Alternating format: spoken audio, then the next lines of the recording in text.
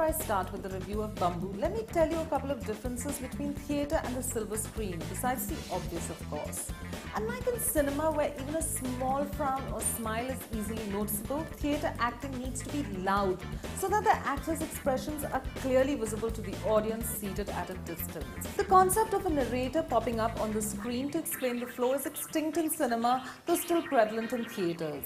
Now we can begin with the review. The fact that the director of Bumboo comes from a theatre background is evident thanks to the aforementioned facts. Nevertheless, the quality of the film is neither good for cinema nor for theatre. The theme of the movie will remind you of some of the typical Priyadarshan movies. Several characters having parallel lives, landing up at the same place, and the commotion that follows thereafter.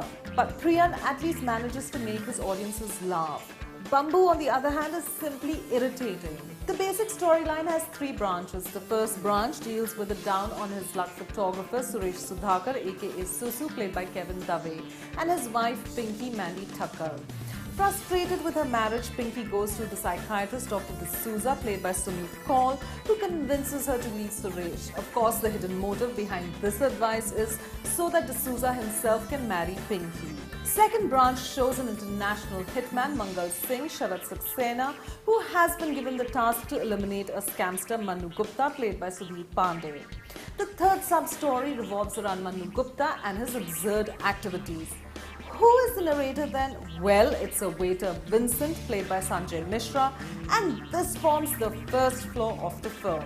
The waiter doesn't have access to the story of Manu Gupta, yet he acts as a narrator. How can he narrate the story of someone whom he doesn't even know? Circumstances bring the heavily depressed Susu and Mangal Singh to the same hotel, where the latter has to conceal his real identity while Susu is hell-bent on taking his help in coming out of depression. Pinky, Dr. D'Souza and the police also land up in the same hotel in due course of time.